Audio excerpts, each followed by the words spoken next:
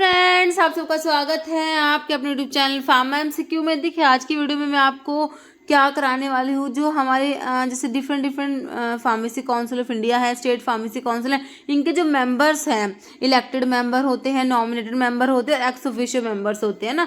तो ये मेंबर्स हम लोग देखेंगे क्योंकि अभी जो एग्जाम्स हो रहे हैं ना हमारे रिसेंटली गवर्नमेंट फार्मासिस्ट के, तो हमें ना मेंबर से भी क्वेश्चन आ रहे हैं। अभी महाराष्ट्र में एग्जाम हुआ था, उसमें आपका जो है डी टैब के मेंबर्स पूछे हुए थे ना। तो देखिए आपका जो है pharmacy council of India, state pharmacy council और आपका डी टैब जो होता है ड्रग टेक्निकल एडवाइजरी बोर्ड, इनके मेंबर्स बहुत इंपॉर्टेंट होते हैं। ओके तो इनके ऊपर क्वेश्चन बनते हैं। तो जैसा कि हमारा एग्जामिनेशन है ईएसआईसी का 10 दिसंबर को, तो एक बार ये वीडियो देख लेना। ओके क्या पता यहाँ से बिल्कुल डायरेक्ट क्वेश्चन आ जाए।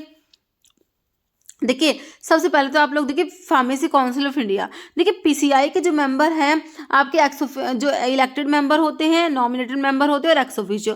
देखिए इलेक्टेड मेंबर होते हैं, कितने होते हैं? 8 होते हैं। तो ये भी कुछ क्वेश्चन एग्जाम में आ गया कि फार्मेसी काउंसिल ऑफ इंडिया में इलेक्टेड मेंबर कितने होते हैं? कितने होते हैं? 8 होते हैं, जिनमें से 6 teachers at least 4 selected bye UGC. Okay 6 teachers होते हैं, जिनमें से 4 यूजीसी सेलेक्ट करती है, university grant commission UGC. Okay 1 member elected by MCI, 1 registered pharmacist elected by state council from amongst its member. तो ये आपके हैं 8 मेंबर जो इलेक्टेड मेंबर, उनके बारे में आपने याद रखना है। ओके फिर आपके जो है कौन से होते हैं? नॉमिनेटेड मेंबर्स होते हैं। नॉमिनेटेड जो मेंबर्स हैं पीसीआई के, जिनमें से 6 मेंबर्स तो सेंट्रल गवर्नमेंट नॉमिनेट करते हैं। अब एग्जाम में क्वेश्चन आ गया कि पीसीआई जो है फार्मेसी काउंसिल ऑफ इंडिया, उसमें सेंट्रल गवर्नमेंट कितने मेंबर नॉमिनेट करती है? कितने करती है? 6 मेंबर नॉमिनेट करती है। एक स्टेट गवर्नमेंट नॉमिनेट करती है। ओके और एक जो होता है रिप्रेजेंटेटिव होता है यूजीसी और एआईसीटीई का। तो ये आपके 9 नॉमिनेटेड मेंबर्स हो गए। ओके देखिए 8 इलेक्टेड हो गए, 9 नॉमिनेटेड हो गए और 3 एक्स ऑफिशियो होते हैं। कितने हो गए टोटल? कैलकुलेट कर लीजिए, 20 मेंबर्स हो गए, है ना। तो नॉमिनेटेड मेंबर्स में से 6 तो सेंट्रल गवर्नमेंट नॉमिनेट करती है, एक स्टेट गवर्नमेंट नॉमिनेट करेगी, देखिए लिखा हुआ है, और एक होता है representative each of UGC and AICTE का। तो ये नॉमिनेटेड मेंबर्स हो गए। और जो एक्स ऑफिशियो मेंबर्स होते हैं 3 होते हैं।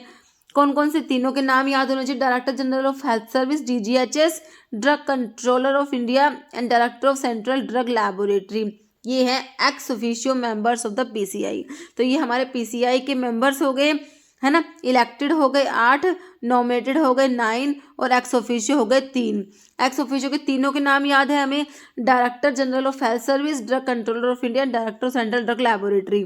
ओके फिर आपके जो नॉमिनेटेड मेंबर है उनमें मैंने क्या बताया, 6 तो सेंट्रल गवर्नमेंट नॉमिनेट कर रही है, एक स्टेट गवर्नमेंट नॉमिनेट करेगी, एक रिप्रेजेंटेटिव होगा यूजीसी का, एक एआईसीटी का। ओके अब इलेक्टेड मेंबर्स जो है हमारे, जिनमें से 6 teachers at least 4 selected bye UGC, एक मेंबर इलेक्टेड बाय एमसीआई और एक registered pharmacist elected by state council. ये हमारे पीसीआई के मेंबर्स हो गए। ओके अभी जो है आपके स्टेट फार्मेसी काउंसिल के मेंबर्स देखिए स्टेट फार्मेसी काउंसिल जो है इसमें इलेक्टेड मेंबर कितने होते हैं? 7। तो ये क्वेश्चन भी आ गया कि स्टेट फार्मेसी काउंसिल में इलेक्टेड मेंबर कितने हैं? 7 होते हैं, जिनमें से 6 तो रजिस्टर्ड फार्मासिस्ट हो जाएंगे और एक मेंबर इलेक्टेड बाय एमसीआई। 6 क्या है? रजिस्टर्ड फार्मासिस्ट है और एक member elected by MCI. Okay देखिए साथ साथ में जॉइंट स्टेट फार्मेसी काउंसिल का भी देख लीजिए। इसमें जो है इलेक्टेड मेंबर जो होता है 3 से 5 रजिस्टर्ड फार्मासिस्ट होता है of each participated state. Okay और एक member elected by medical council of each state. और जो है स्टेट फार्मेसी काउंसिल के अब आप नॉमिनेटेड मेंबर्स देखिए, नॉमिनेटेड मेंबर्स 5 होते हैं, जिनमें से 5 member at least 3 student nominated by state government.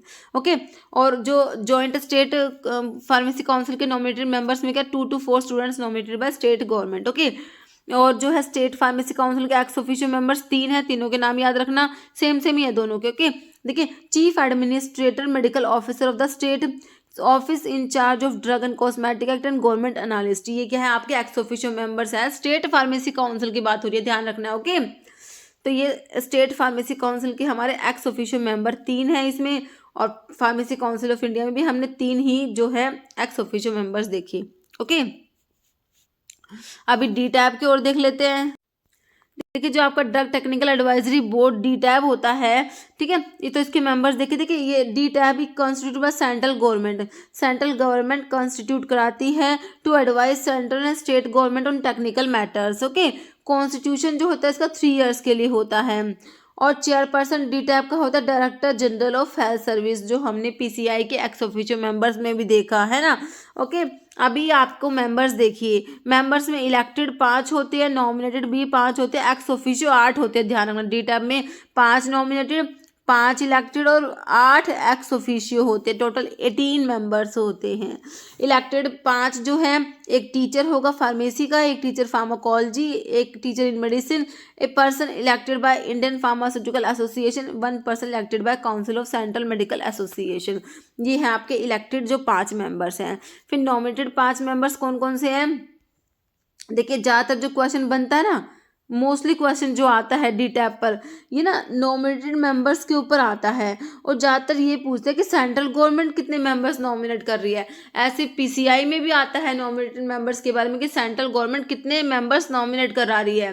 तो ध्यान रखना है, आपने नॉमिनेटेड मेंबर्स में 2 पर्सन तो नॉमिनेट करेगी central government from amongst member who are in charge of drug control in state. ठीक है, तो सेंट्रल गवर्नमेंट ने कितने मेंबर नॉमिनेट करे? 2 गवर्नमेंट एनालिस्ट होंगे, 1 पर्सन फ्रॉम फार्मास्यूटिकल इंडस्ट्री। ये नॉमिनेटेड मेंबर्स है जो बहुत इंपॉर्टेंट है। एक्स ऑफिशियो मेंबर 8 है, 8 के नाम आपको याद होने चाहिए। देखिए, director general of health service, director of central drug research institute Lucknow, तो ये भी याद रखना कि सेंट्रल ड्रग रिसर्च इंस्टीट्यूट कहाँ पर है? लखनऊ में है। Director of central drug laboratory जो कहाँ पर है? कोलकाता में। Director of Indian veterinary research institute ये कहाँ पर है? इज्जत नगर में। Director of central research institute present in Kasauli. Present of PCI, present of MCI, drug controller of India.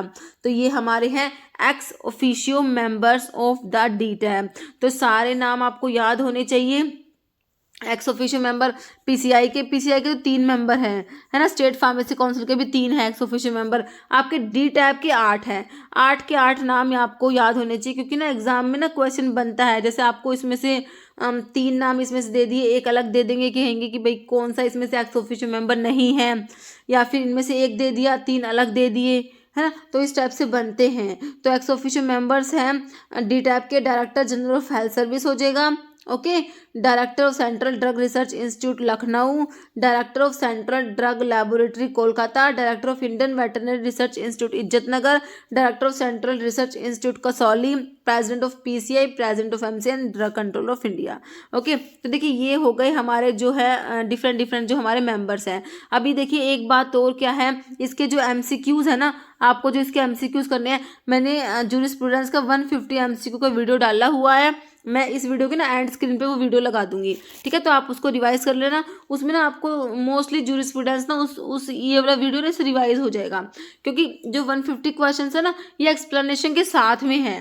तो इससे क्या होगा, आपका मोस्टली जूरिस्प्रूडेंस का जो इम्पोर्टेंट पॉइंट्स है सारे मैंने इसमें नोट डाउन किए हुए हैं। एमसीक्यू के साथ आपको एक्सप्लेनेशन में जो है इंपॉर्टेंट पॉइंट्स प्रोवाइड कराए हुए हैं, ठीक है। तो इनका जो है एमसीक्यू मैंने इसमें वीडियो में इंक्लूड नहीं करे, क्योंकि एमसीक्यू आप लोग यहाँ से देख लेना, क्योंकि अभी जो है टाइम भी बहुत कम है हमारे पास। तो आप इस वीडियो को रिवाइज कीजिए, जूरिस्प्रूडेंस का क्वेश्चन इससे बाहर नहीं आएगा। ओके, मोस्टली क्वेश्चन यहीं से कवर हो जाते हैं। ओके, तो इस वीडियो में आपको यही रिवाइज कराना था। इस वीडियो में इतना ही। और जो है, अगर आपको वीडियो अच्छी लगे इसे लाइक करना, शेयर करना। चैनल पे नए हैं तो मैं आप लोगों से रिक्वेस्ट है कि चैनल को प्लीज़ सब्सक्राइब जरूर करना।